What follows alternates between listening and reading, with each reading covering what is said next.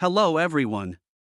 In today's session of the Postman API testing series, we will discuss how to pass data with a GET request. Additionally, we will explore debugging in the Postman Tool. If you haven't watched the previous videos in this playlist, I recommend doing so before continuing with session 6. Your support is crucial, so if you find the video helpful, please subscribe to the channel. Be sure to watch the video till the end for a comprehensive understanding. Let's kick off today's session. I will open the Postman tool by double-clicking on the Postman tool icon. Now, our Postman tool is open. Here, we can see the workspace called My Workspace that we created in earlier sessions.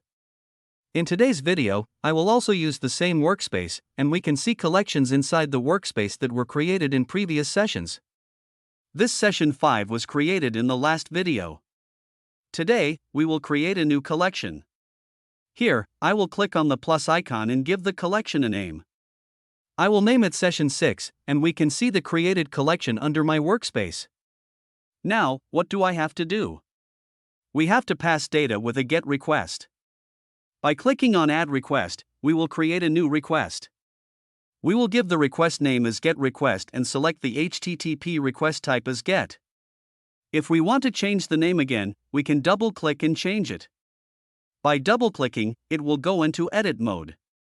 Now, we have to give the URL here. For the demo, I will take this website. I'll display the URL also on the screen. By seeing that, you can open the website. Now, our demo website is open. We will copy the URL from here and paste it in Postman. In this URL, we can see the protocol here, and after that, the domain. If we combine both, this is the URL. Now, we need to give the endpoint after the URL. Now, on the website, we can see the HTTP methods section. We will click that. We have to practice the GET request. If we want to pass any data in the GET request, we pass that through query parameters. If you guys remember, I mentioned in the previous video that the query parameter will come after the question mark. Now, we are searching for the endpoint. Here, we can see GET is the endpoint. So, I will write in Postman that endpoint. After that, we have to write query parameters and send the request. Now, I will write a question mark. For example, if I want to query the name, at that time, we can write name is equal to Jayaprakash. If we have one more query to pass here, at that time, we just use the AND operator and write age is equal to 25. So, if we send this, we will get the response for this query. We can observe here what and all we wrote in the query parameters that are visible here in tabular form. Here, name will be the key, and the value will be Jayaprakash. And one more, age will be the key, and 25 will be the value for that. We have one more way to add query parameters. We can just add the key and value in the table itself. Now, I will send this by clicking on the send button. And now we will see the response. We got the response as 200 OK, and we also got time and size as well. This is the body of it. We sent name and age, right? That we can see in the response. Are you able to see, right? This is the name, and this is the age. This website is a demo website, so what we give in the request, we get in the response. In real time, we will get a response as the developer done the implementations. Also, we can view the response in raw format. This is pretty format. This looks good as compared to raw format. So now, I will add one more query parameter here in the param section. I will add an email ID and give the email ID.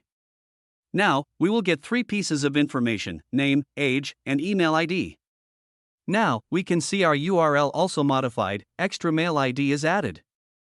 One advantage here is we can uncheck parameters if we don't want to add.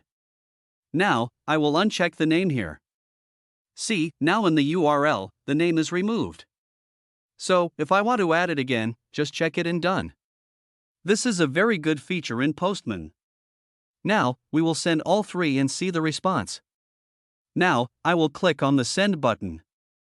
We can see the response here. We got the name, age, and mail ID in the response body. Now, I will uncheck the mail ID and send it. See, now in the response body, I got only the name and age. Like this, we can send a GET request to the server by giving extra input. Once we click on the headers section, we will get key value pairs here. Once we send the request, headers will also go to the server. We can customize these headers. How can we do that? Now, I will add my new header here. I'll name it as my header, and I'll simply add one value. We can add anything in the header as per our need. After that, I'll check that header. When we type something here, we get suggestions. In suggestions, it will show standard headers. Now, what I will do is I will send that request. After that, we will check the response. Now we can check here in the response if we got the my header or not. Yes, we can see here that I set the header, printed here in the response. Like this, we customize headers also. If I don't want to send that header, just uncheck that header. Now, after unchecking, I'll send that request again. Now, see there, in my header, printed in the response. Now, we will see how we can debug in Postman. Like, when we send a GET request, what will happen is we will get a 200 OK success response. But sometimes, we will not get this 200 OK response, it will fail somewhere. So, in this situation, we have to debug and need to know what the issue is. For debugging, we have an option in Postman called the console. Now, I will click on the console. Here, we can see what request we sent until now. We will clear this console now. After clearing, we will send one new request. Once we send the request here, our request sent information came. We can open and see for more details. In this, we also have pretty format and raw format. Now we are seeing pretty format, it will come with colors and all. Now, we will switch to raw format. See, we can see here it is the format without any color or looks pretty. The Show Pretty Log option is used to view the log in a formatted, visually appealing manner, while Show Raw displays the raw format. The request header contains the information sent as headers, and the response can be examined by checking the response body option. In Session 5, we learned how to create variables, including global variables. Now, let's send a request to see the value stored in this global variable. First, close the existing session, then send the request. Once the request is sent, check the console for the response. Expand the information in the URL, which includes the variable name. These details are crucial for debugging. Postman supports various types of logs such as log, info, warning, and error. Choose the appropriate ones based on your requirements. If the console has too many logs, you can use the clear option to declutter. Copy the logs using the copy option. To view timestamps, check the Show Timestamps checkbox. For additional information, you can log extra details, a topic we'll cover in a separate session. To find specific information in the console, use the Find and Replace option. Simply type the URL you are looking for, and the console will highlight where it appears. This debugging process helps analyze and troubleshoot requests effectively.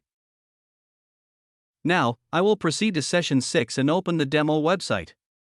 I'll click on Status Codes and choose an endpoint, for example, delete. This endpoint creates a response with a specified status code. In Postman, I'll create a GET request by clicking the plus icon. I'll select the HTTP request type as GET and provide the URL. Copying the URL and endpoint from the website, I'll paste them in Postman. In place of curly braces, I'll open and close codes, then enter the desired response code inside. Let's use 200 as an example. The objective is to receive a 200 response code when we send the request. Clicking on the Send button, we can now check the response code.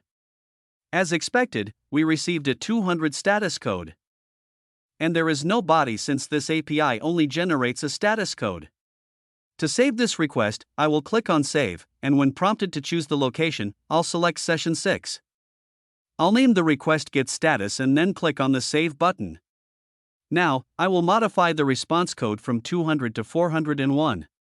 After making this change, I'll click the Send button. Upon checking the response, we observe a 401 unauthorized status. As a reminder, the 401 status code is part of the client-side error category, which we discussed in the last video. Remember that the 200 series status code signify a successful response, the 400 series indicates client-side errors, and the 500 series denotes server-side errors. Next, I will change the response code to 502 and send the request, resulting in a response of 502 bad gateway. Now, let's explore the difference between sending data with and without query parameters. In previous requests, we sent data in the URL using query parameters. However, in the current scenario, we are not using query parameters, and the data is included differently here. We sent a status of 502. Now, I will demonstrate using query parameters. Instead of placing data in the path, we will use the query parameter format. I'll add a question mark and provide a name equal to Jayaprakash. Additionally, I will replace the hard-coded 502 with a variable. Using a colon, I'll define the variable as status. This way, in the param table, we can see status with the value we set, providing a more dynamic approach to handling data in the request. A key point to note is that the parameter created using a colon serves as a key, and we simply provide a value for it. As we observe in the parameters section, there are two types, query parameters and path parameters. Whatever we pass as the value of the status key will be sent in the URL. I'll demonstrate by providing a value of 200 and sending the request. In the response, we can see the status as 200. Additionally, we can view the console by clicking on the console option. Clearing the console and sending the request again allows us to observe the timestamp and expand the details. Now, I'll change the value to 400, sending the request to receive a 401 unauthorized response. Examining the console, we can see the actual URL. Changing the name to Rahul and sending the request shows name equals Rahul in the console. This illustrates the flexibility of Postman, allowing us to send data using path variables and query parameters. Consequently, there's no need to hardcode data in the URL section, showcasing the advantageous features of Postman. Okay, now it's time to wind up this session. We will meet in the next session. If you like this video, please subscribe, share it with your friends, and leave a comment. Don't forget to hit the bell icon so you'll get the latest video upload updates.